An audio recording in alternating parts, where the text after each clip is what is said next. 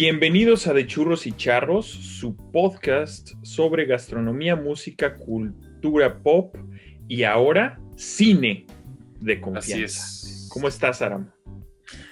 Muy bien, muy contento otra vez de estar aquí, como dices, de presentar una de las nuevas sorpresas que tenemos para ustedes este 2021. Sorpréndeme 2021. Sorpréndeme, pero no como 2020 porque así no me late, así no juego. Pero efectivamente, como dice Sergio, pues lo que vamos a hacer ahora es que vamos a tener algunos episodios dedicados exclusivamente va a ser una serie de episodios al cine, pero con un personaje que varios directores han acuñado de manera muy interesante y muy entrañable, que es las ciudades, ¿no? Exactamente. En este caso, hoy vamos a hablar sobre un personaje muy importante en dos directores oriundos de esta ciudad, de la ciudad de Nueva York, y vamos a hablar de la ciudad de Nueva York como un personaje principal en las películas de Martin Scorsese y del polémico Woody Allen, ¿no? Así es, vamos a aventarnos al ruedo con este último, ¿no? Así es, porque se pone sabroso. Sí, es un debate ahí interesante. Hay un debate acalorado porque, pues empecemos con Woody Allen, ¿te parece? Me parece perfecto. ¿Te parece? Ok. Bueno, Woody Allen es un octogenario director nacido en el área de Flushing, en Queens, en Nueva York, y él básicamente vivió o ha vivido toda su vida en Nueva York. ¿Y qué sucede con este director? Bueno, pues él empezó su carrera por ahí de los 60s, ¿no? Y empezó como comediante estandopero. Así es. Cuando el stand-up no era una cosa, vaya, muy popular, concurrida y demás. Entonces él empezó así como en sus inicios y poco a poco como que fue descubriendo esta virtud de ser, de adentrarse en el cine, ¿no? Empezó haciendo pues papeles cortitos, pequeños cortometrajes, y de ahí pues digamos él fue despejando como todas estas dudas de qué querer hacer con su vida, y entonces pues se adentró en la dirección y en digamos la escritura de guiones, ¿cierto, Arancillo? De guiones, como director, como guionista, como actor principal muchas veces, o actor digamos de reparto, actor secundario. Y bueno, esta sección que vamos a compartir con ustedes de Woody Allen, pues sí es algo espinosa, algo rara, porque inevitablemente tuvimos que hacernos la pregunta eterna, ¿no? Que siempre se está moviendo alrededor de estos personajes, si es qué tanto se puede separar personaje, o no personaje, más bien persona de artista, ¿no? Correcto. Y entonces, ahora viene a colación con lo que está pasando con Marilyn Manson, ¿no? Así es. Digo, vaya, para quienes han vivido abajo de una piedra, Marilyn Manson era un artista muy popular en los 90s, pero que siempre causó mucha polémica desde el inicio, en donde, por ejemplo, en México, muchas escuelas prohibían a los alumnos a ver sus videos, a ir a sus conciertos y demás, cuando era el MTV que estaba al tope de sus poderes, y lo pasaban todo el día a Marilyn Manson con The Beautiful People, o luego The Dope Show y Sweet Dreams, ¿no? Que fue un cover, bueno, excelente para mí, ¿no? También de los Eurythmics, ¿no? Y entonces ahora, pues como en esta época de la cancelación, Woody Allen viene, pues resulta bastante controversial, porque ahora vienen una serie de acusaciones. Bueno, cuéntales tú, Ara. Pues bueno, Woody Allen ha tenido una vida bastante extraña, ¿no? O sea, hubo una serie de acusaciones que tuvo Dylan Farrow, su hija, contra él bueno, Mia Farrow, la ex esposa de Woody Allen, madre de Dylan Farrow, pues estuvo en una guerra contra Woody Allen mediática, social, legal, por supuesto, de ver qué onda con Woody Allen, si sí había realizado o no ciertos abusos contra Dylan, ¿no? Ya por ahí del 2013. ¿Pero es su hijastra 13, o es su hija o es su hijastra? Hijastra. Es su hijastra. Es su hijastra, sí. Es la hija de... Mia Farrow casada con otro hombre, ¿no? Así es. Ok. Entonces,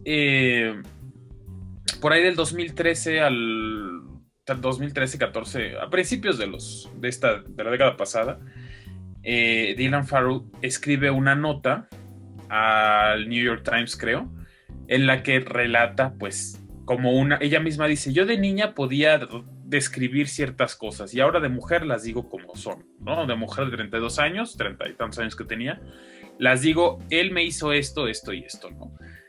Y sí, es la verdad, leer esa carta es algo, pues, repugnante, y es muy impactante porque, por ejemplo, a mí lo que me sucedió es que yo, por ahí de los 16, 17 años,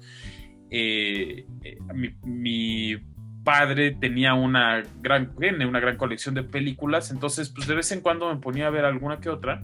Me fui metiendo un poquito a el cine, a algunos directores un poco más influyentes y todo esto, no necesariamente de Estados Unidos, pero pues obviamente los estadounidenses salen, ¿no? Claro. Y empecé a ver películas de Woody Allen y dije, wow, esto es una maravilla, es una genialidad. Y ya por ahí de unos 4 años después sale esta nota, y yo, por ejemplo, yo no sabía qué onda con el rollo de su esposa, ¿no? Sí, de la hija adoptada que después se casó con ella. Exactamente. Güey, eso está muy pinche truculento. Sí, o sea, la verdad es que ese güey es un monstruo, y pues digo, qué pedo, ¿no? Pero sin embargo, aquí estamos. Esa es la cosa, y eso es precisamente un poco el debate que vamos a tener hoy. ¿Qué tanto influye en la sociedad un artista con su arte, con su forma de ser? Porque hay una serie de opiniones, ¿no? Muy encontradas al respecto sobre si se tiene que cancelar al artista, sobre todo si está vivo, ¿no? Si se tiene que cancelar al artista, o si se puede seguir consumiendo al artista sin darle voz a él como persona, pero sí a sus obras. Es una cosa ahí complicada, ¿no?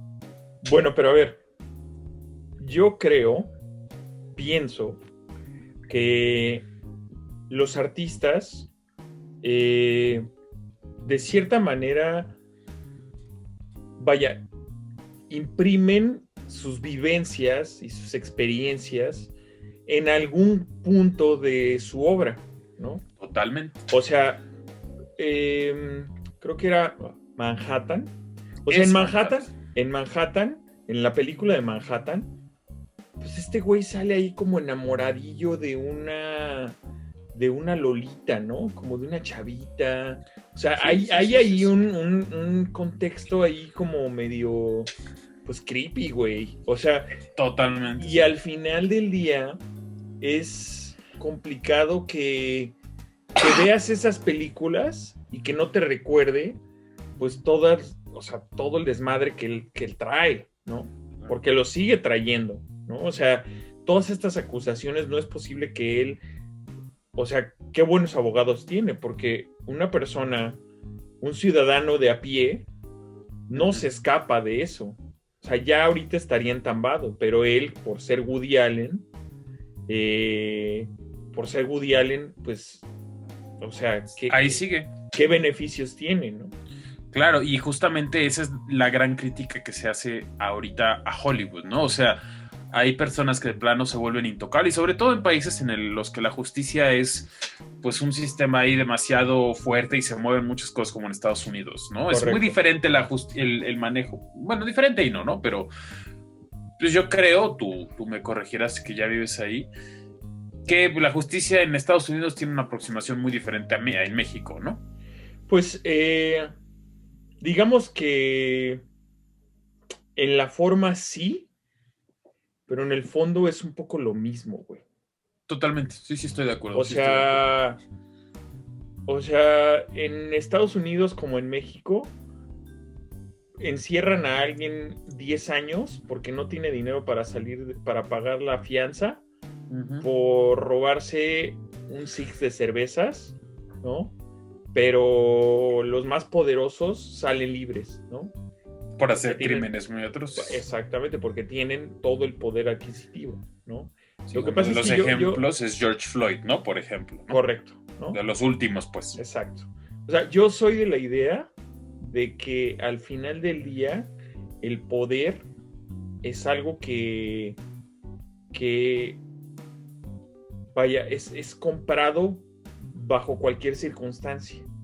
O sea, cuando tú puedes comprar poder, realmente tú tienes como esta ventaja sobre los demás, ¿no? Y entonces, pues aquí en Nueva York, pues están los poderosos de los poderosos, ¿no? Incluso, claro, por ejemplo, el distrito 1 o el distrito 3, no me acuerdo, de Financial District de Wall Street, es uno de los más enérgicos. De ahí salió, por ejemplo, Rudy Giuliani. Él fue el District Attorney, o sea, el Harvey Dent de Manhattan, ahí, ¿no? O sea, entonces, a mí me da la impresión de que estas figuras siempre se van a salir con la suya, güey.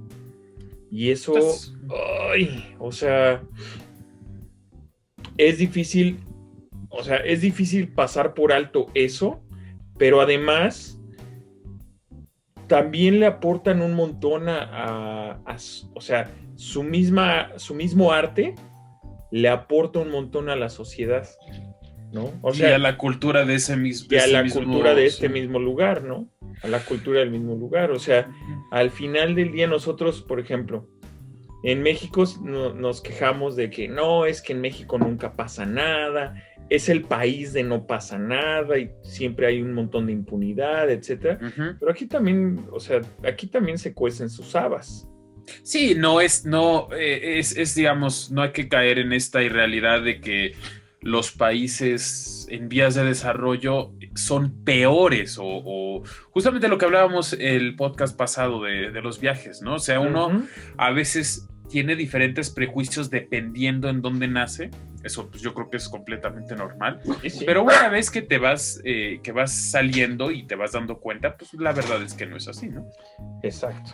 Pero bueno, hablando de su obra, por cierto, va a salir un documental en HBO de 4 partes el 21 de febrero, o sea, ya esta semana, sobre estas acusaciones de Dylan Farrow y de pues la vida truculenta de Woody Allen y cómo, a pesar de que ya sigue, digamos,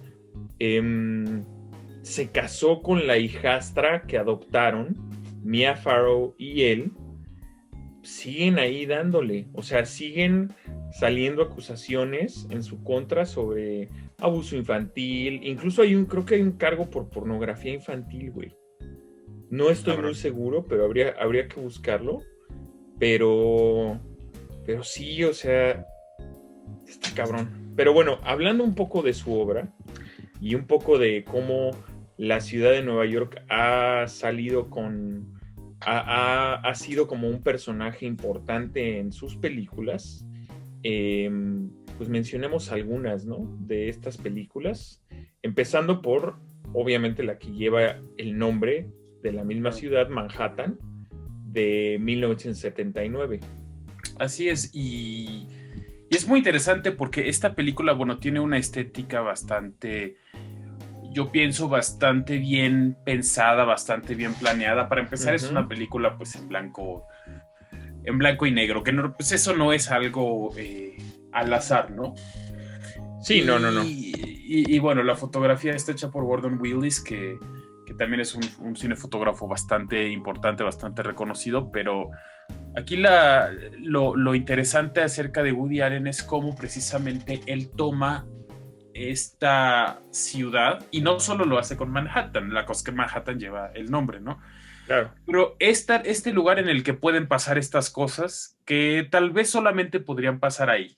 Es que algo interesante de Woody Allen, que es parte de su genialidad como director, es que logra conectar con una especie de héroe antihéroe, ¿no? O sea, Correcto. es esta persona que, pues de alguna manera, se sabe que es alguien inteligente, alguien que quiere hacer algo, que tiene una meta, pero es una persona, pues físicamente incluso él se caricaturiza mucho, ¿no? Es pequeño, es flaco, con unos lentes grandes, ¿no? Claro. Así es, un poco tímido, temeroso, ansioso, y así lo hace incluso no solo con él, sino con personajes como el que tiene se llama Así pasa cuando sucede, esta película del 2009, Whatever Works, con Larry David. Con Larry David, sí. Incluso Larry David, pues, es un personaje que es casi Woody Allen, ¿no? El que está interpretando. Bueno, de hecho, por ejemplo, Seinfeld, o sea, él es el creador de Seinfeld, junto con Jerry Seinfeld, y el personaje George Costanza está basado en él. En el mismo, sí. O sea... Que por cierto, George Costanza, George Costanza, Kramer, también de Seinfeld, también tuvo su polémica ahí. Así es. Ahorita la vamos a mencionar. Exactamente. Pero precisamente, ¿no? O sea, estos directores que lograron hacer después de la Segunda Guerra Mundial y en el que todo el mundo estaba en una presión, al menos en Estados Unidos, de reconstruir el país y de hacer una economía fuerte, y luego vino este boom de Wall Street, ¿no? En los finales 70s, 80s. Salen esos directores que están contando que, pues, el mundo los abruma, ¿no? Y de eso, por ejemplo, trata Annie Hall al principio, ¿no? Está narrando la historia de Woody Allen, del personaje de Woody Allen en Annie Hall, y es un niño que está leyendo una revista con su mamá y le dice al doctor, es que el niño está asustado porque el universo está en expansión, ¿no? Entonces, claro, todo el mundo se ríe porque de alguna manera todos podemos relacionarnos con ese momento en el que uno se da cuenta, o sea, estoy en un lugar que es el mundo, que es mucho más grande que yo, y me siento así, ¿no? O sea, de alguna manera soy ese Woody Allen. Entonces, este tipo de guiones y este tipo de películas obviamente van a impactar mucho en una gran parte de la población en este momento de la historia en el que, pues, las cosas a veces, si se quieren lograr, en muchas de las comedias, tragicomedias románticas de Woody Allen, pasa esto, ¿no? O sea, el personaje tiene una meta, ¿no? Tiene un objetivo. Correcto. Y si se resuelve, que no es el caso siempre, como en Annie Hall, si se resuelve, en Annie Hall no se resuelve, pero en los otros casos sí es algo completamente diferente a como lo planteaba el personaje, y es como una especie de frustración agridulce, ¿no? O sea, como que sí se logró, pero no como yo... no como yo lo hubiera esperado, ¿no? Exactamente. Yo, por ejemplo, si a ustedes les interesa adentrarse un poquito a Woody Allen, una película que a mí me parece muy, muy fácil de digerir y que además está en Amazon Prime, se llama You Will Meet a Tall Dark Stranger. El nombre en español es Conocerás al hombre de tus sueños. Y es una película bastante interesante porque tiene este tinte tragicómico. En general es una comedia, pero solamente están pasando tragedia tras tragedia tras tragedia, y son varias historias entrelazadas, que también le gusta mucho hacer a Woody Allen, ¿no? Correcto. Pero bueno, regresando a Nueva York. Woody Allen tiene en general una serie de pasiones por utilizar las ciudades como escenarios, ¿no? Está Medianoche en París, está De Roma con Amor, o está Manhattan, por ejemplo, ¿no?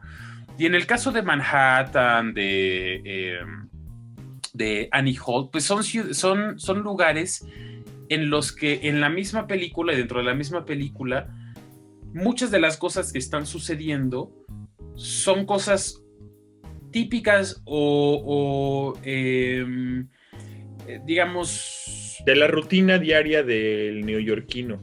Exactamente, ¿no? Por ejemplo, hay una secuencia ahí creo que es en Manhattan, en la que él se queda sentado con Diane Keaton al borde del puente, ¿no? Sí, sí. Por toda la noche hasta las 5 de la mañana platicando, ¿no? Y de alguna manera como público y como espectador te atrapa en esa atmósfera precisamente neoyorquina de poder estar en pues en una banquita con un montón de árboles alrededor frente al agua y Al enfrente puente a de un Brooklyn, puente, ¿no? exactamente, Claro. ¿no? Algo muy Claro que icónico. esa área, sí, claro, que esa área de hecho se volvió muy, muy, muy, muy popular. O sea, ya antes esa parte que se llama Dumbo, que Uh-huh. significa Drive Under the Manhattan and Brooklyn Overpass. Mm. O sea, esa parte antes era como pues como una parte de fábricas, medio abandonado, medio, así como Vallejo, ¿no? Como industrial, Como no, no. industrial, así, ¿no?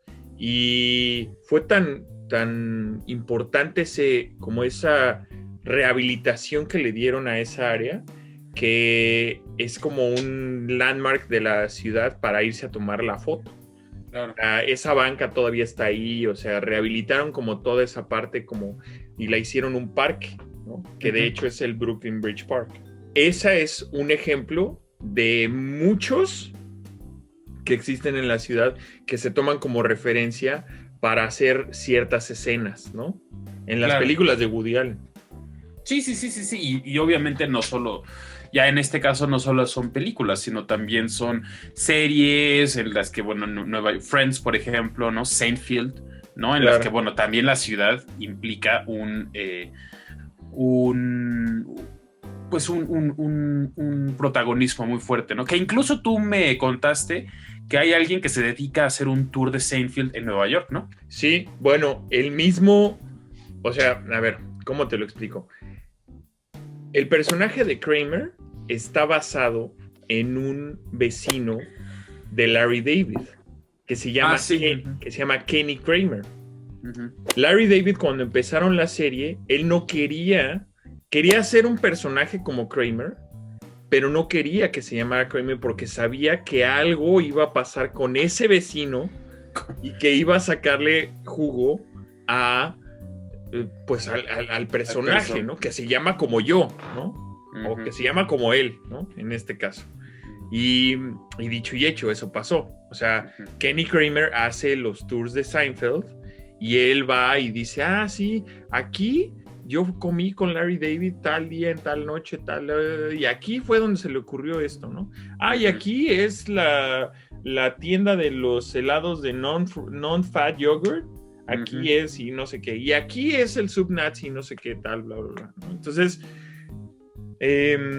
pasa mucho, pero curiosamente, por ejemplo, Seinfeld y Friends no se grabaron nunca en Nueva York. Uh-huh. Se grabaron en Los Ángeles. Uh-huh. Y la fachada, por ejemplo, del edificio de Friends sí está en West Village, pero el edificio de Seinfeld es un edificio de Los Ángeles, ¿no? Entonces, aunque ponen la dirección de Jerry, que es en Columbus y tal, pero no es la fachada del edificio de Jerry. Entonces, sí, o sea, las locaciones son como muy importantes. Y, por ejemplo, yo me acuerdo que hay una escena en la película de Anything Else, de Woody Allen con el chico de American Pie, Jason Biggs y Christina Ricci, donde Jason Biggs es un escritor que quiere, que escribe y que tiene como a su mentor, que tiene a Woody Allen como su mentor. Uh-huh. Entonces siempre se sientan en una banca en Central Park, como todo tranquilo, y es el verano y está muy padre. Digo, la verdad es que Nueva York tiene otra atmósfera completamente cuando es el verano, ¿no? Uh-huh. Cuando es los principios del otoño o la primavera, es una atmósfera muy padre para ir a caminar y para ir a hacer. Entonces te remonta luego a ese momento, ¿no? Al sentarse en una banca, etcétera. Y constantemente hacen referencia de esa banca, que aquí se sentó Woody Allen, que esto hizo, ¿no? Entonces es muy peculiar cómo la ciudad es un personaje por sí solo, ¿no? Claro. Para las películas. Claro, y también algo muy interesante es que sí se filman ahí. Claro. ¿No? O sea, que las películas, por ejemplo, tal vez habrá algunas secuencias que no, eso no lo sé, ¿no? Algunas de estudio, pero sí, obviamente, si buscan calles, las buscan como calles de Nueva York, con edificios de Nueva York, y obviamente, pues bueno, los paisajes es muy difícil o muy caro no filmarlas ahí, ¿no? Entonces, bueno, en este arte del scouting, que es la búsqueda de locaciones, es muy interesante cuando a algún director se le ocurre precisamente utilizar una historia que ahí se puede desarrollar como algo que solamente podría pasar ahí. O a lo mejor no solamente, pero que en esa ciudad o en ese lugar tiene su encanto, ¿no? Claro, y aparte, por ejemplo, hay calles que son ya muy, muy, muy concurridas para locaciones. Claro. Por ejemplo, a mí, yo, por ejemplo, cada vez que veo una película en Nueva York, siempre me fijo dónde la graban ¿no? Y las calles y los nombres y tal. Y me ha pasado que he visto películas que graban enfrente de donde yo vivo. Donde yo vivo es una calle muy concurrida, que en algún momento grabaron una película de Madonna en los 80s, que se llama Desesperadamente Buscando a Susana, o a Susan, ¿no? Desperately Seeking Susan.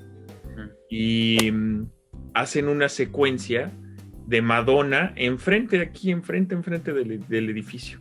Por ejemplo, para mí, Woody Allen pues, llegó a ser un director, incluso un escritor, ¿no? Tiene algunos libros muy interesantes. Hay uno que se llama, lo leí hace mucho, si no me equivoco, es Cómo acabar con la cultura de una vez por todas. O sea, tiene estas obras que, bueno, tienen muchas referencias culturales, sobre todo de arte, ¿no? Y no solo de Estados Unidos, sino de arte en general.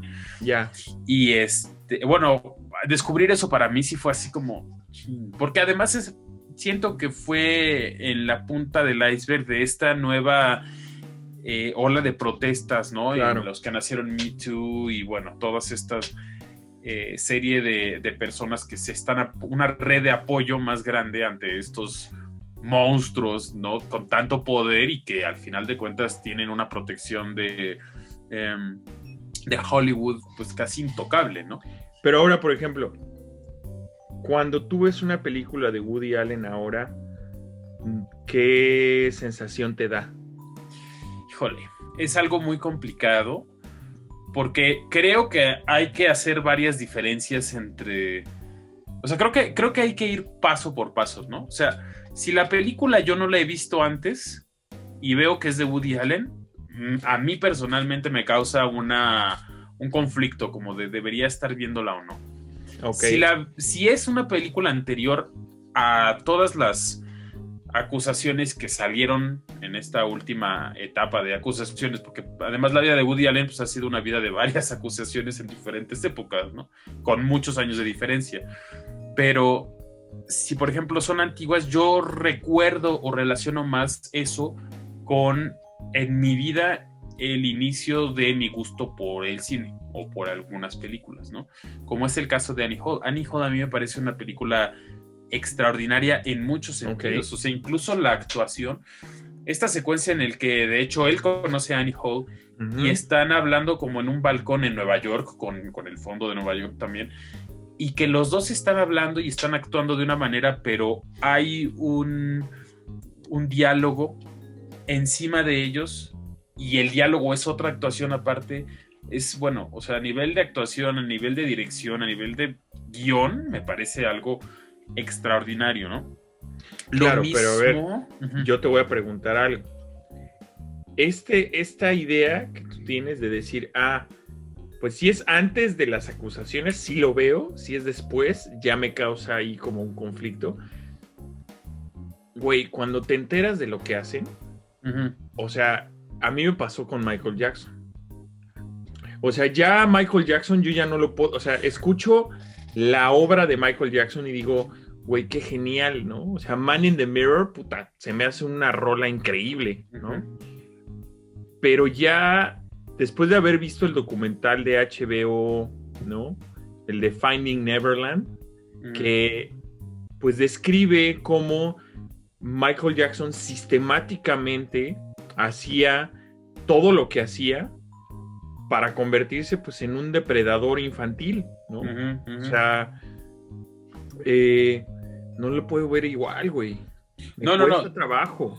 Yo no estoy diciendo que yo, por ejemplo, si las vi antes, me den igual, ¿no? Más bien, por ejemplo, a mí lo que me pasa es que yo veo a Woody Allen como un director que a mí, por ejemplo, y a muchísimas otras personas que incluso columnistas de periódicos importantes han escrito, es que yo, mujeres, por ejemplo, ¿no? O sea, yo sé lo que hizo, yo veo lo que hizo, yo leo la carta de Dylan Farrow y aún así se me antoja ver la nueva película, ¿no? Dios, o sea, las últimas películas que ha sacado no las he visto. De hecho, la última que vi fue Un hombre irracional con Joaquin Phoenix. Ajá. Me parece que ahí apenas está. Esa fue del 2014. Me gusta que le dices Joaquín. Me gusta. Bueno, Joaquín Phoenix. El ¿no? Joaco. El Joaco Phoenix, ¿no?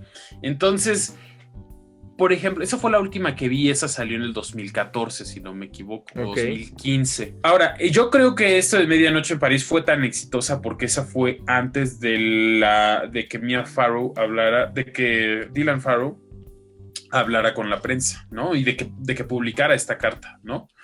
Correcto. Entonces yo creo que ahí en ese entonces, porque es que también hay algo muy interesante que pasa socialmente y es que después de varios años la gente olvida, ¿no? O sea, sí, porque Woody Allen ya había sido polémico, ¿no? En los 90s había habido este show con su nueva esposa y bueno, creo que fue en los 80s, ¿no? Que fueron las acusaciones de Dylan Farrow, pero de niña, y bueno, que hubo una serie ahí de desmadres, pero ya para los 2000, el güey tuvo otro boom, o sea, a partir del 2006, más o menos, ¿no? Con Scoop, que sale, ¿cómo se llama este güey de Wolverine? Hugh Jackman. Ajá, Hugh Jackman con Scarlett Johansson.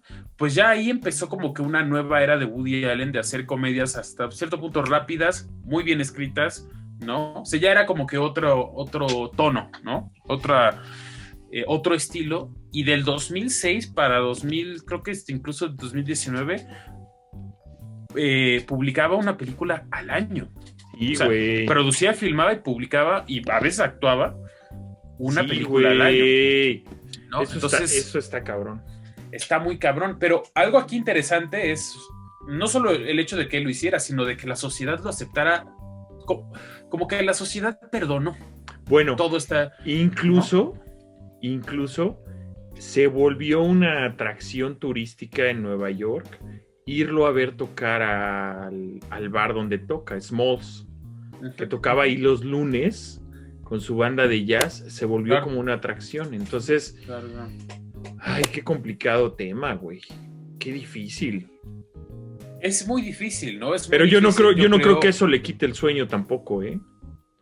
O sea, yo lo veo muy tranquilo. Es un cínico descarado. O sea, sí, o sea, pues es un psicópata este güey, o sea, él dice, no, yo no me siento para nada juzgado, yo puedo seguir publicando, tengo mi libro de memorias y pues no hay bronca, ¿no? Básicamente, o sea, el güey lo que está diciendo, sí, lo que está diciendo es a mí lo que pase afuera me vale madres, yo sigo haciendo mi desmadre y no me interesa, ¿no?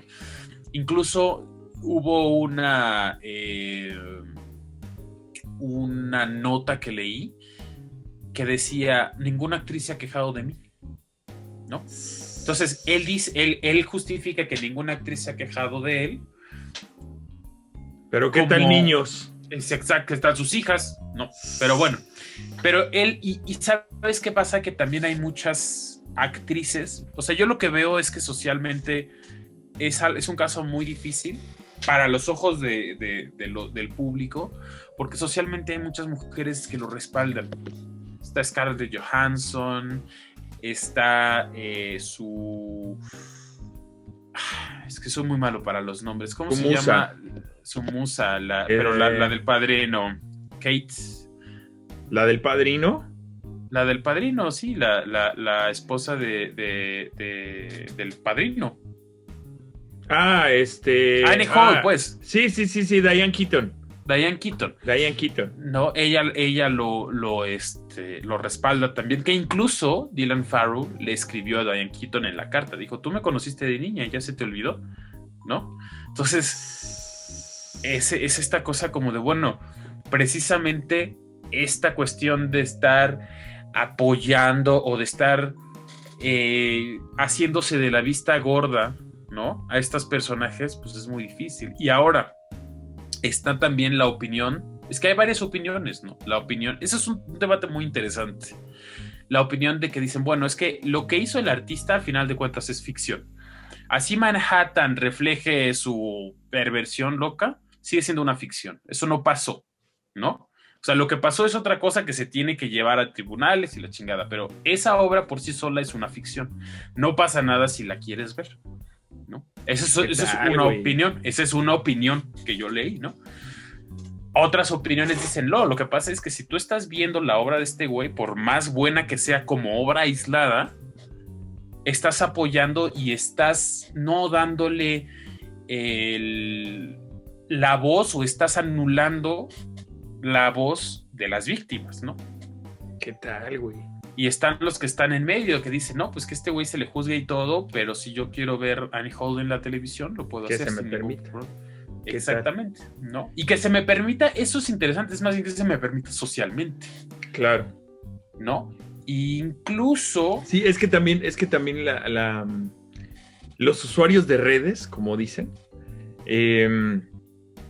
también como que agarran este papel de, es que si a ti te gusta uno de estos personajes que entonces tú eres cómplice y entonces tú también eres, ¿no? Tú también eres un abusador de niños, ¿no? Sí. Es como, güey, pues no va por ahí, pero también es como, pues ves su obra y entonces dices, bueno, pues es que esto pasó en este año, esto lo hizo en tal año y en este año también pasaron estas acusaciones, claro, ¿no? Pinche viejo cochino. Vamos ahora con el segundo tema, o más bien la parte 2 del tema 1, el 1.2, que en este caso sería Don Martín Scorsese, ¿no? Don Martino. Ya sin polémica, ¿no? Porque hasta ahora. Que yo creo que ya no podría, ya no puedo, o sea, no sé, güey, ya podría salir algo así para Don Martin Scorsese a los 80 y tantos años. Pues mira, de que es posible. Yo no lo creo hasta ahora, pero pues quién sabe, ¿no? Fíjate que ahora que nos fuimos al corte estaba recordando. Una vez yo tenía un grupo de estudiantes, era un grupo tenía brasileños, estadounidenses y neerlandeses. Y estábamos hablando precisamente si se podía separar la obra del autor. O sea, no hablamos, por ejemplo, de Picasso. Todos los alumnos dijeron, sí, totalmente, yo no tengo ningún problema. Todos, eran 5 alumnos. El 100% dijo no. Y ahí fue cuando les dije, ok, aquí la única cosa es todos somos hombres.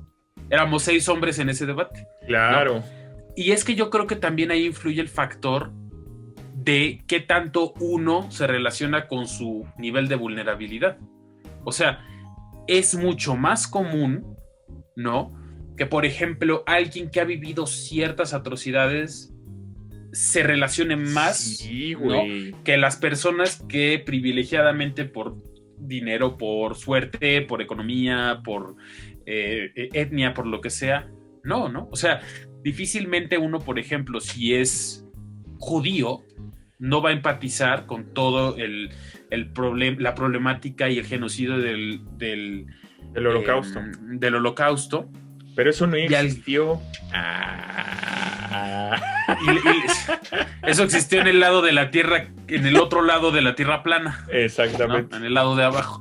Pero, o sea, el punto aquí es que sí yo creo que tiene mucho que ver que muchas de las personas que hasta hace no tanto tenían el poder de opinión, pues eran los hombres. Entonces, si un hombre se acusaba a otro hombre por parte de una mujer y ya de por sí la sociedad anulaba la opinión de una mujer, pues obviamente eso se iba mitigando, y en los 80s, bueno, todavía sigue, ¿no?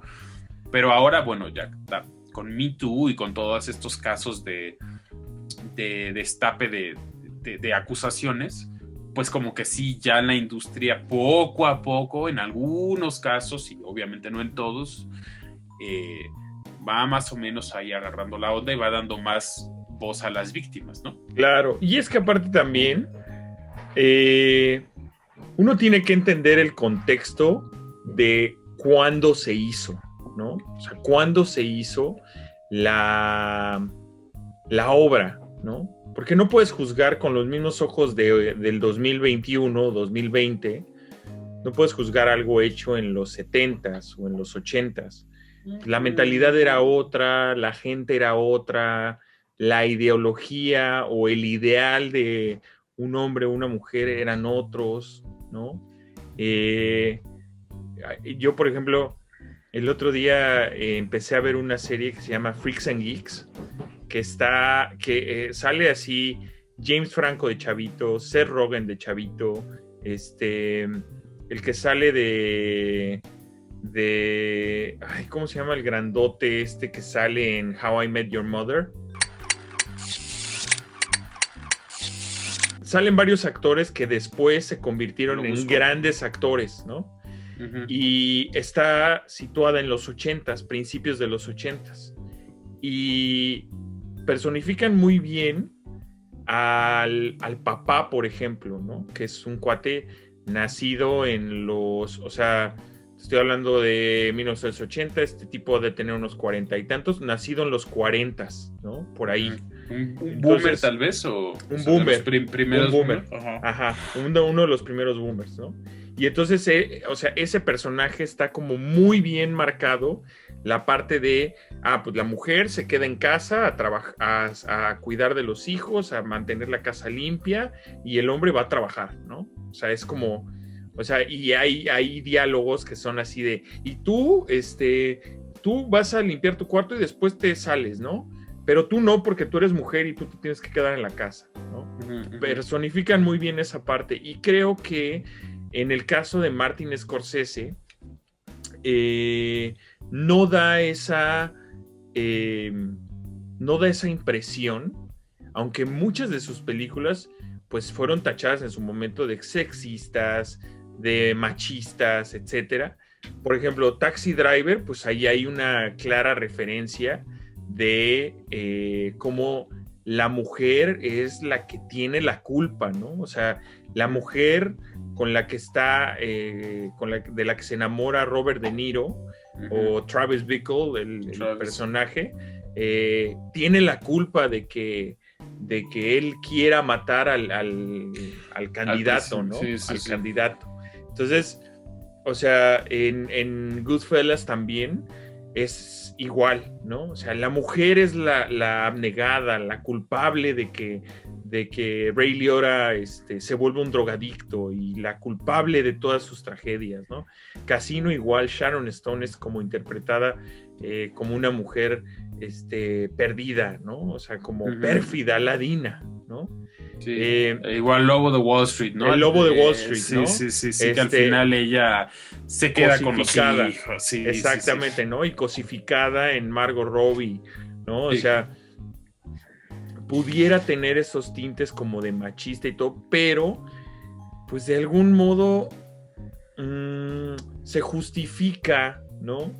La personalidad, porque dices, no, pues es que es Martin Scorsese, ¿no? Y la verdad es que, o sea, sus películas son películas que tienen un alto grado de perfección, ¿no? O sea, por ejemplo, a mí me pasó que fui a ver The Irishman al cine 2 veces, ¿no? Uh-huh. Yo la vi en el cine y a los 3-4 días salió en Netflix, porque ese era como el deal, ¿no? Yo creí que a los 3-4 días saliste tú del cine, porque como es una película de un chingo de horas. Chistazo, sí. Tu pumpa. La fui a ver y cuando escuché las reseñas, no había entendido, o más bien no había captado eso, porque no había captado como las reseñas negativas, porque en realidad la película tiene como muy buen timing, ¿no? Es una película de 3 horas, pero... Casi 4, ¿no? Casi 4, pero te mantiene, o bueno, a mí, yo de fan de Scorsese, a mí me mantiene ahí, ¿no? O sea, la podría ver ahorita y ahí estaría. Pero los efectos visuales, toda esta parte donde le hicieron a un Robert De Niro, un joven De Niro, y a un Pacino, un joven Pacino, pues lo hubieran reemplazado por actores jóvenes y se hubieran ahorrado millones de dólares en la, pues como en los efectos especiales. Los efectos especiales, ¿no? Pero bueno, la primera película de Martin Scorsese que hizo que de algún modo Nueva York tomara como un rol protagónico fue Mean Streets, que fue básicamente su ópera prima, ¿no? Porque había hecho algún cortometraje anteriormente y no había tenido como una mayor aceptación. Mean Streets fue como lo que lo catapultó, y luego de ahí hizo Alicia ya no vive aquí, pero Alicia ya no vive aquí no era una película que reflejara a Nueva York como parte de las locaciones, eran locaciones cerradas y demás. Dato cultural, fíjate, fun fact, Alicia ya no vive aquí fue el primer nombre de Café Tacuba antes de ser ¿A poco? Ajá. Esa no me la sabía. Fun fact. Y luego Taxi Driver, ¿no? Y entonces Taxi Driver, pues ya, obviamente, el reflejo de la vida nocturna de Nueva York, puta, pues también es como algo bien, bien marcado, ¿no? Y de cómo influye en el personaje, ¿no? En Travis. Claro. Que es lo que, o sea, realmente el culpable de su sensación de vacío, además de que pues, es un güey también medio psicópata, es la ciudad en sí. O sea, que el güey va por los suburbios y ve la violencia y ve la picón, ¿no? Conoce al personaje que hace Jodie Foster, que por cierto Jodie Foster tenía creo 14 años cuando hizo esa película. Sí. Entonces, que es una chava que en la película creo que tiene 12 años y que es una prostituta y que pues hay ahí tiene a su chulo que pues mueve una red de prostitución y que el güey dice, ¿qué es esto? ¿No? Entonces entra como en esta sensación de asco y la manera en la que él quiere hacer un acto, digamos, social es asesinando o es queriendo asesinar al candidato, ¿no? Correcto. Pero pues realmente lo que a él lo lleva a entrar a esa desesperación y a ese asco y angustia es ver todo lo que ve en la ciudad desde el taxi y en el taxi que refleja precisamente pues a la sociedad del día a día, no lo que los políticos de acuerdo a algunas a lo que se da a entender en algunas secuencias, no lo que los políticos están viendo, sino lo que un ciudadano común y corriente está viendo, ¿no? O sea, de funcionarios que se meten con prostitutas y que tiene que limpiar, dice, ¿no? En el diario tiene que limpiar sangre, semen y muchas cosas, o de cuando pasa y hay un grupo de personas que le avientan cosas al taxi y pues de alguna manera él tiene que recibir todo ese resentimiento social y esa denigración social en el taxi, ¿no? Y algo que a mí me encanta de Martin Scorsese son sus cameos. Por ejemplo, eso es algo fenomenal, que él siempre sale, ¿no? O sea, ya sea hablando por teléfono o actuando también, ¿no? Incluso en que por cierto, bueno, un cameo es cuando un director un director normalmente alguien que no es, digamos que es famoso en otra área. Ajá. Es como un invitado, ¿no? Es como un invitado, como un invitado a la filmación que no está... irrelevante de alguna manera. Exactamente, que no tiene un personaje, que no tiene una línea o un diálogo importante, sino que solamente hace como como una aparición, como efímera, sí, exacto, sí. ¿no?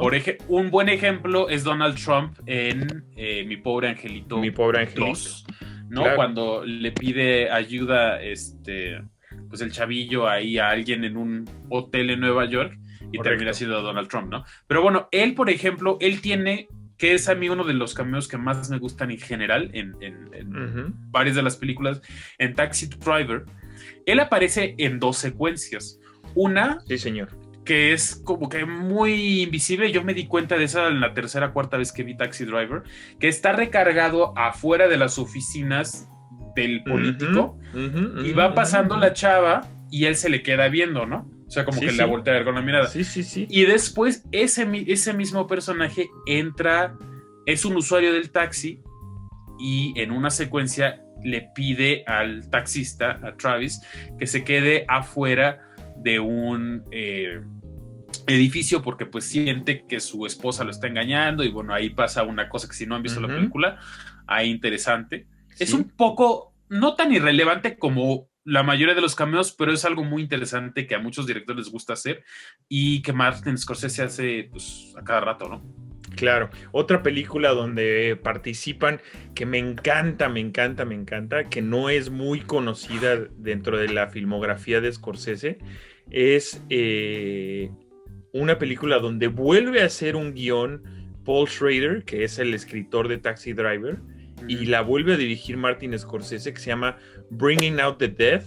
No sé cómo se llama en español, seguramente le pusieron así como La ambulancia de la muerte o Horas marcadas o algo así por el estilo, porque vaya, la trama es Nicolas Cage. Vidas al límite, acabo de decir. Ve. Sí, es como Die Hard, que se llama la jungla de cristal, ¿no? En España. Sí, exacto. Sí. Exacto. Vidas al límite. Vidas al límite. Que es sobre un paramédico que pues, básicamente está exhausto de su trabajo, está deprimido y de algún modo como que solamente va en piloto automático,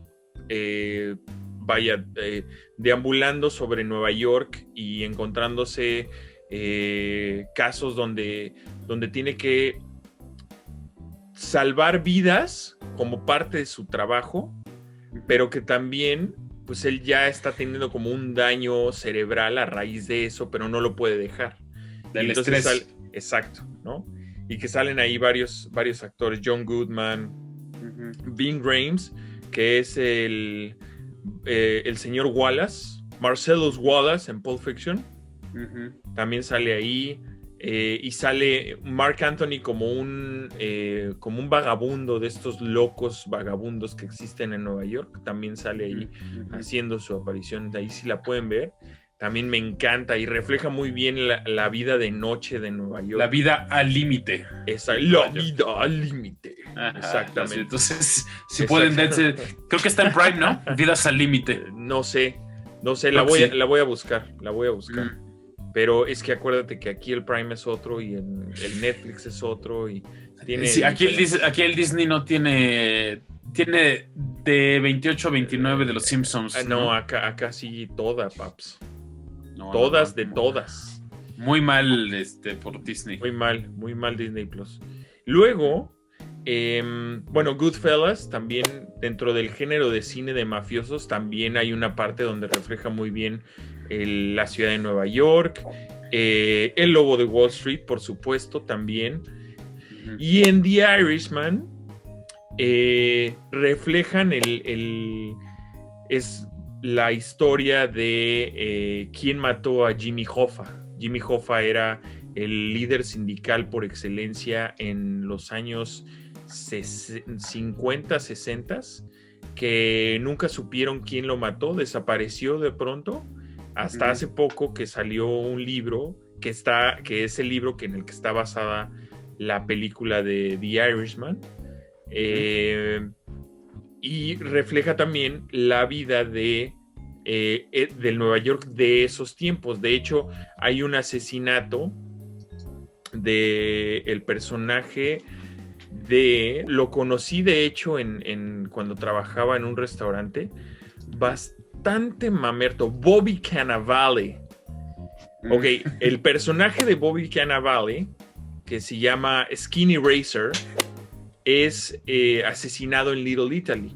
Y Martin Scorsese en alguna entrevista comenta que él recuerda muy bien ese asesinato de ese mafioso, porque él vivía a 2 cuadras de donde fue ese asesinato, en Little Italy, en la pequeña Italia. Y de hecho, Martin Scorsese y Robert De Niro se conocieron de chavitos. O sea, creo que Martin Scorsese en algún momento... Martin Scorsese tiene 78 años ahorita. Y De Niro tiene...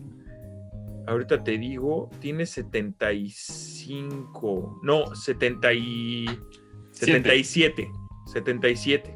Se conocieron porque crecieron juntos en Little Italy.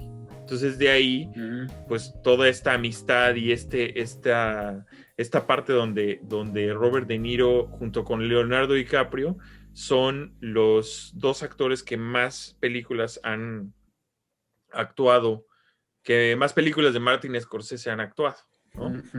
Entonces, pues sí, vaya, o sea, la lista es bastante larga de las películas que ha hecho Martin Scorsese en la ciudad de Nueva York.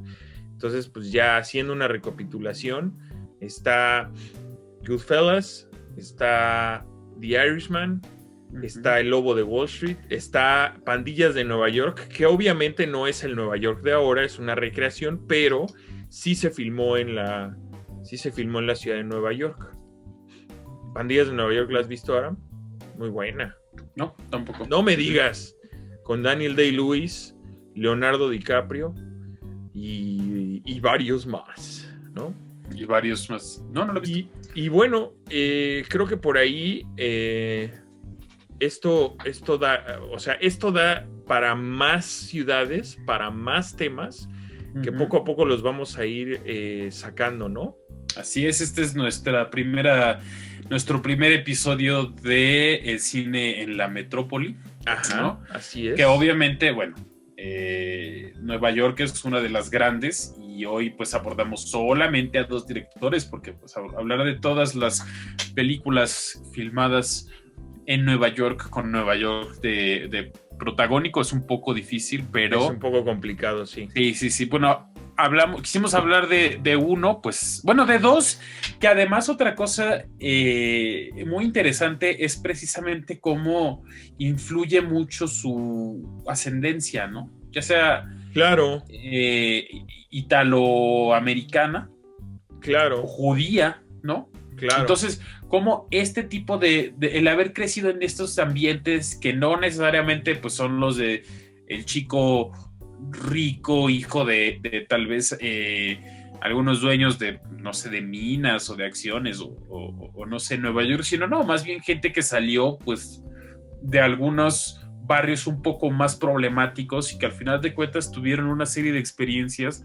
en la ciudad que les llevaron a quererlas contar en la pantalla grande, ¿no? Eso es bien importante, claro, por supuesto. Otra cosa que me gustaría mencionar en El Lobo de Wall Street, hablando de los cameos, es que precisamente el verdadero Lobo de Wall Street, Jordan Belfort, sí, él sale en la película El Lobo de Wall Street. Así es, ¿no? Y Y Fran Lebowitz también sale en, en El Lobo de Wall Street. Es la juez, ¿no? La jueza. Sí, así es. Entonces, pues ese es un recurso muy divertido, ¿no? Que a mí me parece muy interesante. De hecho, incluso cuando yo vi El Lobo de Wall Street, no me esperaba que saliera el verdadero Jordan Belfort, ¿no? Sí, pero sí ahí sale bueno, casi, no casi, al mero final, en la última secuencia, sale por ahí.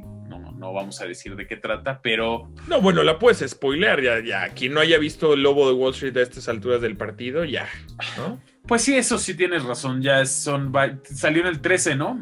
Sí, O sea, en el 2013, ya. no en el canal 13, ¿eh? No, para eso faltan como 15, 20 años para que la pasen en el canal 13. Exactamente. Y no creo que la pasen censurada. Y censurada, ¿no? Doblada al Sí. español. Censurada. Y en la versión de 1 hora y media, tal vez, ¿no? Hijo. Ay, qué feo. Fíjate que hablando de eso, nada más como una cosa interesante, hubo una moda en la que, bueno, la televisión, el cine normalmente se filma en un aspecto de 16:9, ¿no? O sea, de 16 tantos por 9, entonces es un rectángulo. Pero hubo una época en la que como la televisión se hizo cuadrada, de 3x2 o de 4x3, no recuerdo, las películas se recortaban pues manualmente a eso, entonces recortaban gran parte del escenario, ¿no? Entonces la gente pensaba que veía más porque se ampliaba la imagen, pero en realidad no, o sea, en realidad de un rectángulo cortaban el cuadrado y pues el editor nada más hacía sus paneos, pero eran paneos pues del Chavo del 8, o sea, muy falsos, que en lugar de girar la cámara, simplemente recorrían así el cuadro. Sí, ya sé. ¿No? Entonces, pues varios directores se quejaron y bueno, eso ya es historia, pero pues hablando precisamente de estas ediciones raras que hacen las televisiones o las televisoras, pues esa fue una, ¿no? Pero bueno, pues nuestras recomendaciones de cine, pues Martin Scorsese y Woody Allen son clásicos que todo el mundo conoce. La parte de Woody Allen obviamente fue un poquito más polémica porque pues sigue siendo, lo interesante aquí es que es un personaje que sigue haciendo películas, o sea, ni está en prisión, ni... Y ahí sigue el güey, ¿no? Y ahí sigue. A ahí ver, sigue. 3 películas de Woody Allen y yo te digo 3 películas de Scorsese. Ok. Las películas que verdaderamente yo creo que alguien no se puede perder de Woody Allen, ¿no? Que todo el mundo debería ver serían Annie Hall, Manhattan, y pues tal vez de la nueva ola. A mí de las últimas que vi, una de las tramas que más me gustaron de esta cosa como tragicomedia, más hacia trágico, hacia tragedia, es Un hombre irracional, yo creo. Okay. Es de las que más me han gustado. Pero pues digo, casi cualquier película que vean de Woody Allen, si logran deshacerse de la imagen de Woody Allen como persona, posiblemente les va a gustar. Yo vi Blue Jasmine antes de las últimas acusaciones de Woody Allen y es una genialidad, güey. Es una genialidad. Sí, pero ya después lo vi y dije, ¡ay! Sí me sentí medio culpable de eso. Pero igual la vi. Sí, pero es que, ¿sabes qué pasa? Que la ves, es que son sentimientos encontrados, porque la ves y dices, estoy haciendo bien o estoy haciendo mal, ¿no? O sea, porque individualmente te preguntas, si yo estoy consumiendo esto, ¿estoy apoyando a esta persona o no? Claro. Entonces es una sensación rara porque la obra de arte como tal genera, porque además, o sea, como artista, y la finalidad, una de las finalidades del arte es mover algo en las emociones de otra persona, ¿no? Claro, totalmente. Entonces, si tú estás viendo una obra de arte que, como con Picasso, por ejemplo, ¿no? O sea, estás viendo una obra de arte y la Guernica, dices, wow, o sea, toda esta protesta en contra de los abusos de la guerra civil y todo esto, y ves que Pablo Picasso era un cabrón que hizo que se suicidaran 2 mujeres, entonces, ¿qué vale más? ¿El mensaje de la Guernica por todos estos compatriotas y por todos estos luchadores por la República, o su vida privada? Claro. Y ¿no? Su cagadero.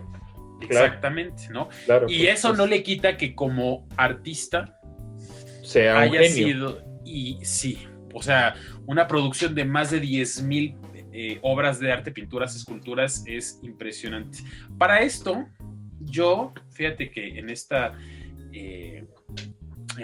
este debate hay un artículo que salió hace varios años y lo acabo de buscar hace un momento, que se llama ¿Qué hacer con el arte de hombres monstruosos?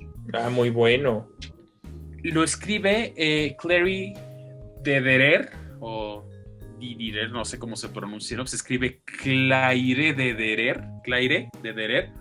Lo interesante es que ella ¿no? Precisamente habla desde la opinión de una escritora, mujer, de que ella creció con varias de las obras de Woody Allen y que después, haciendo una investigación sobre Woody Allen, se dio la tarea de ver otra vez sus películas, ya después de toda esta polémica, y que dice que ver Manhattan le causó una pues una repulsión que, ¿Qué tal, güey?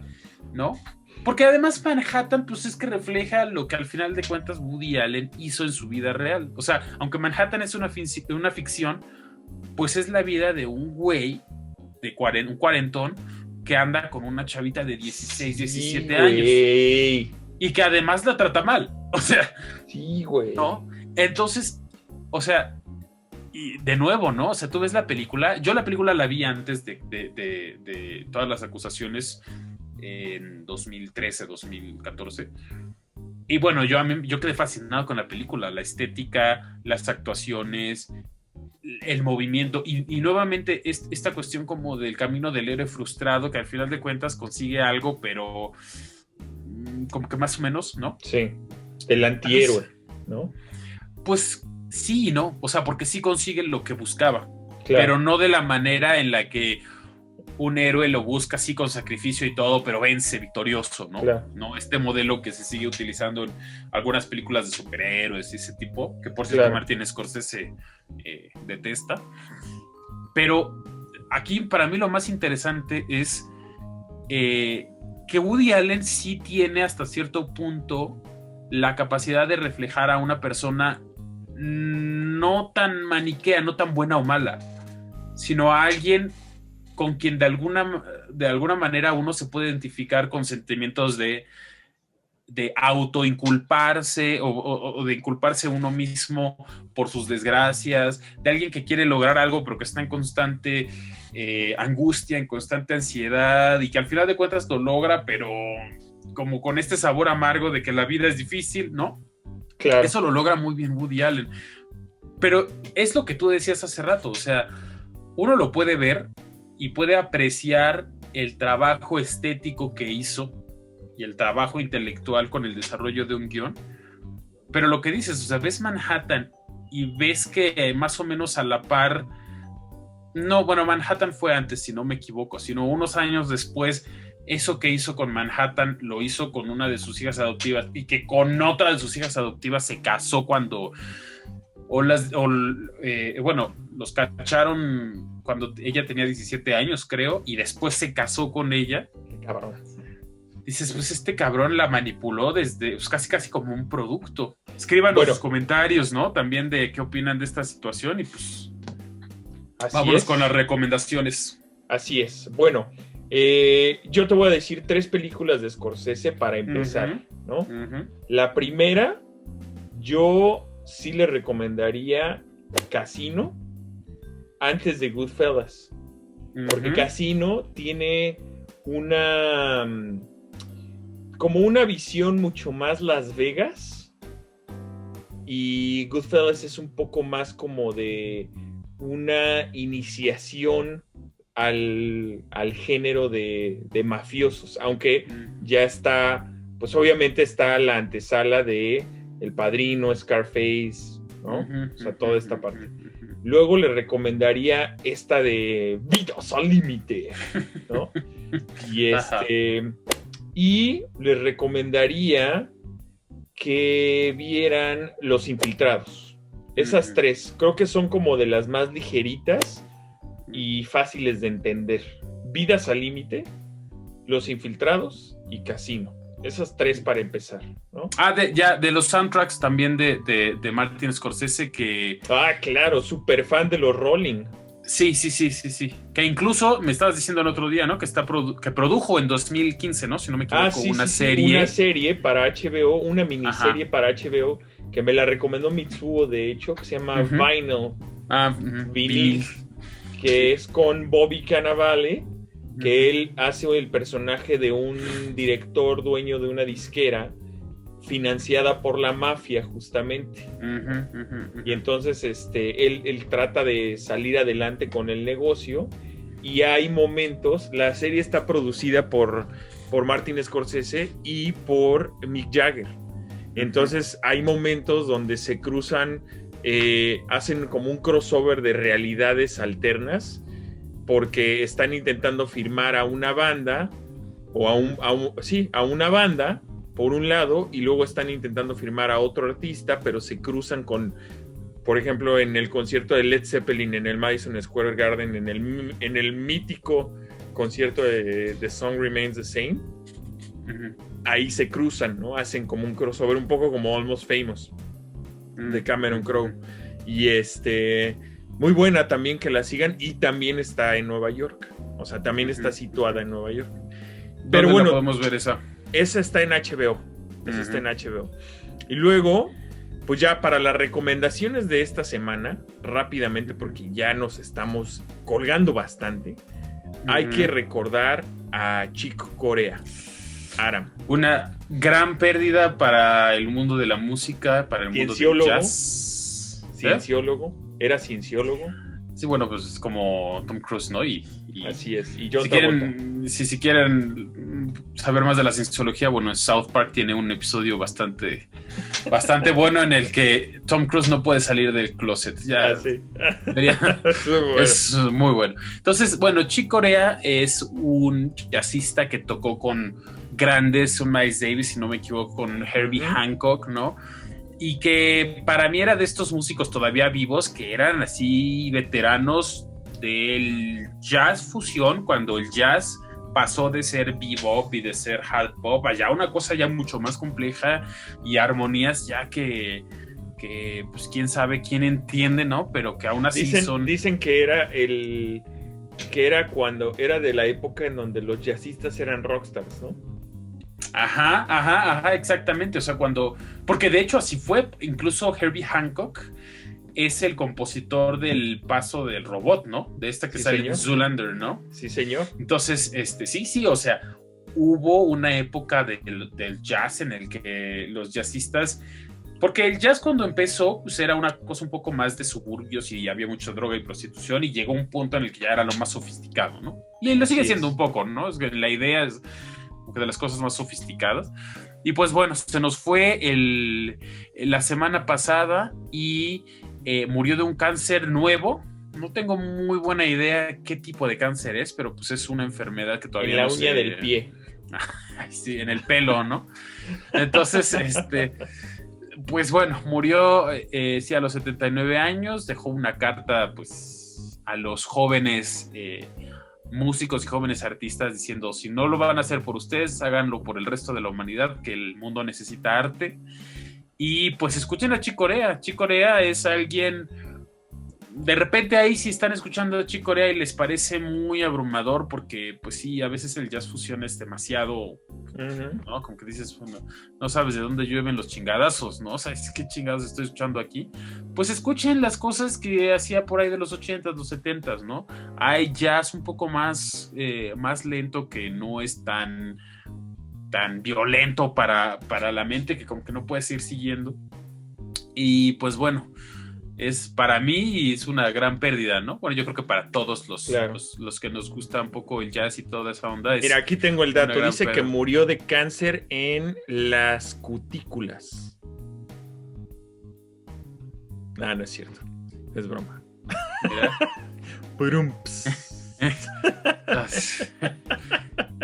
Chistazo, wow, ¿no? chistazo, sí. Oye, o sea, tú sí puedes hacer tus chistes, ¿no? Tú sí puedes. No, te estoy diciendo cáncer en el bigote, por eso. Okay. Bueno, te estoy devolviendo un chiste al mismo nivel de comedia. Gracias y comedia. Hombre, estamos pero con todo. Cabrón, yo les voy a recomendar este libro que estoy empezando a leer, que se llama Fútbol a Sol y Sombra, de Eduardo Galeano. Pues vaya, es un libro que digamos hace una referencia hacia todos los aspectos del fútbol, ¿no? O sea, desde la portería, el balón, la cancha, el portero, qué es el árbitro, dentro de su concepto de fútbol, ¿no? Es sabido que Eduardo Galeano fue un gran aficionado del fútbol, pero él mismo se catalogaba como tener 2 pies izquierdos, ¿no? Uh-huh. Entonces nunca fue un gran futbolista, pero sí fue un gran escritor de fútbol. Y este libro salió, creo que pues ya hace bastante tiempo, creo que por ahí de 2010, si no me equivoco. Creo que es un libro muy agradable, muy ligerito. Por ahí también, si lo pueden conseguir en audiolibro, también se vale. No tiene mayor complejidad. Es un libro que además tiene una edición actualizada, actualizada entre comillas, hasta el Mundial de 2014. Entonces, por ahí se pueden dar una vuelta. Porque él murió en 2015, ¿no? Ajá, él murió en 2015. Y pues ya, básicamente es eso. Con esto nos vamos. Ah, no, falta la chela. Falta la chela. Ya Échale. me queda muy poco. No es Coca-Cola lo que estoy tomando. Ok. Es una Parecía, stout. Parecía Coca-Cola, ¿no? Esta es de la cervecería La Bru. Es una cerveza que te va a gustar mucho porque es de Michoacán, de Morelia. Ándele. De tus raíces. Sí. Bueno, a mí esta cervecería me gusta mucho. Yo la conocí en unas catas que daban en una tienda aquí en la Ciudad de México. Y la conocí hace unos 3 años. Y la Bru a mí me parece que es una cerveza fácil de tomar. Si a ustedes andan en esta onda como de iniciarse en las cervezas artesanales, prueben la cervecería La Bru. Es bastante interesante. Me parece que se fundó, si no me equivoco, en el 2010, ¿no? Ok. Y una cerveza que a mí me gusta mucho de ellos, no es la de hoy, esto es un stout, cerveza oscura, pero una cerveza que ellos hacen es una cerveza con maíz. Si ustedes la quieren probar, tiene esta sensación como cuando se comen un maíz o como cuando huelen un maíz ahí medio crudo, ¿no? Como que este olor muy particular, un poquito entre dulzón ahí, no diría perfumado, pero un olor muy, muy, muy vegetal, muy rico. Ok. Busquen la Bru. El día de hoy estamos tomando Stout porque las 2 últimas fueron IPAs, para variarle un poquito. Me parece bien. Muy rica, la pueden encontrar en incluso tiendas departamentales, en internet, etcétera. Entonces con esto pues nos despedimos, le doy el último trago. Y ahí nos vemos. Síganos en redes sociales.